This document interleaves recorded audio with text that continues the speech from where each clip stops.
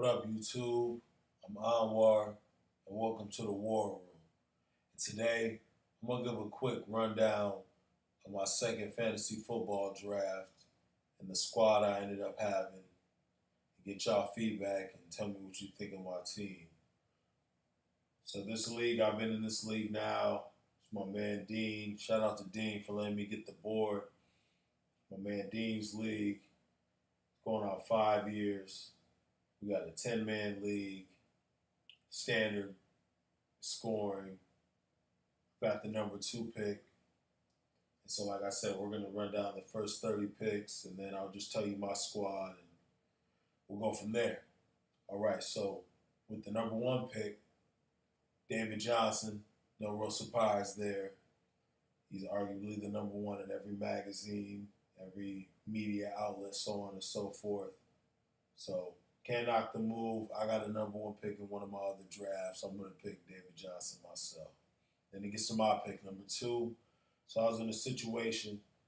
I wanted to get Le'Veon, but he hasn't played in any of the preseason, with his contractual negotiations and whatnot. So I don't really like picking guys that haven't been able to get acclimated with preseason and whatnot. So I feel like he'll be fine in a couple of weeks, but, knocking off that initial rust and possibly getting hurt, I had to go with Antonio. Then the 3rd pick, my man goes with Le'Veon. 4th pick is Julio. 5th is Tom Brady. This is the second draft I've been in that Tom Brady is win number 5. In my opinion, it's a reach, but I can't knock it because we know what Tom Brady's capable of. Well, ultimately, what kind of run you can go on with him. So, if you want Tom, I guess you got to go get Tom early on. So it's been the new trend. I'm not really touching this early, especially being on the Madden cover, but that's a whole other story. But if that's what you want, I can't knock going to get Tom.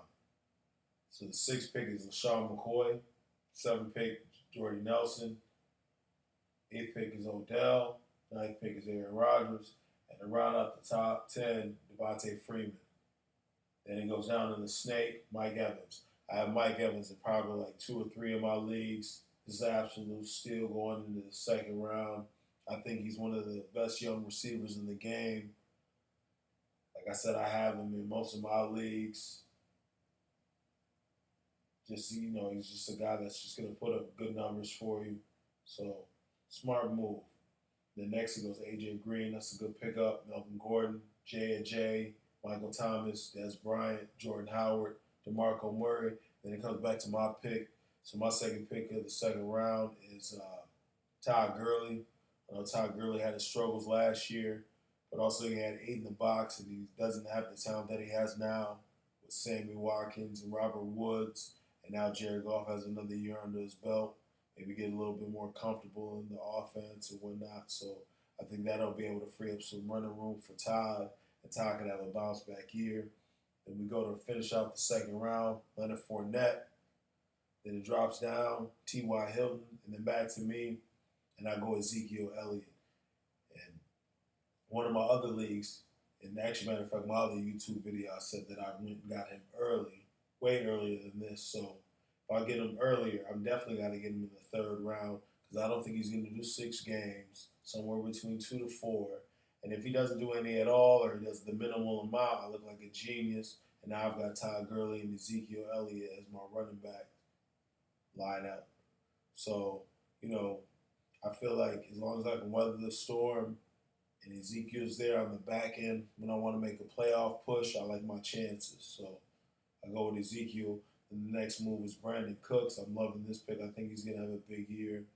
He's going to be able to put up double digits in touchdowns. And he's probably going to be reinvigorated beating with Tom Brady. So I like the move, Brandon Cooks. I got him in a couple of leagues. So solid pickup in the 3rd round. And another Patriot goes Gronk. Can't knock Gronk. He's a guy I've always picked in multiple leagues. We know what he brings to the table. Injuries have always been a concern, but when he's healthy, we already know what Gronk can provide.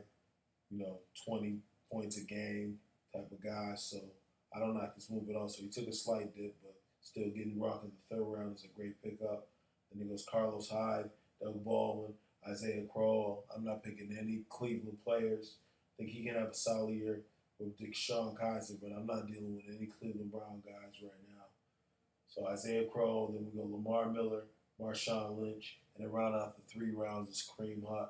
Now Kareem Hunt's been a guy that's been rising up the board these last couple of weeks because of Spencer Ware's injury, and I don't really know too much about him. I think he came out of Toledo, but I know he's potentially the number one, so he's going to get a lot of volume. Kansas City likes to run the ball, so by that logic, I see why you would pick a guy like him, especially because so many running backs have came off the board. So I don't knock the move. I'm not personally taking him because I just don't know enough about him. But I also took a guy that I know is going to be suspended. So who am I to judge? So I can't necessarily knock the move.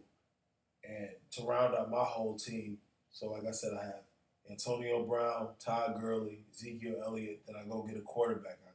And after Brady and Aaron come off the board, I go get Drew Brees. He's the third best of the top tier. So I go pick up Drew. Then I go get Travis Kelce, one of the top tight ends in the league. Then I get Tyreek Hill, up and comer in Kansas City, potentially going to be the main option out there. Can play running back and play wide receiver, special teams. Just a tremendous asset to have on your team because of his versatility and the ways that he can score. And then I go back and get another tight end.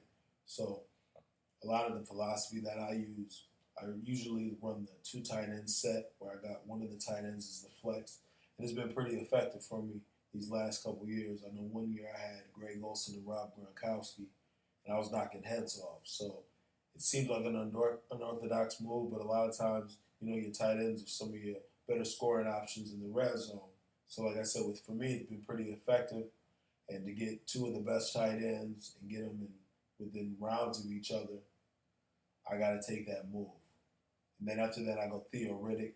I know he's more ideal in the PPR situation, but Theo Riddick's always a guy that I can rely on to get touchdowns. He has a good rapport with Matthew Stafford. I think he's one of the most dynamic running backs out of the backfield, especially in the passing game. So, it's great value in the 8th round, and I needed another running back, especially if this Ezekiel thing doesn't pan out for me. So I go get Theo, and I get Deshaun Jackson.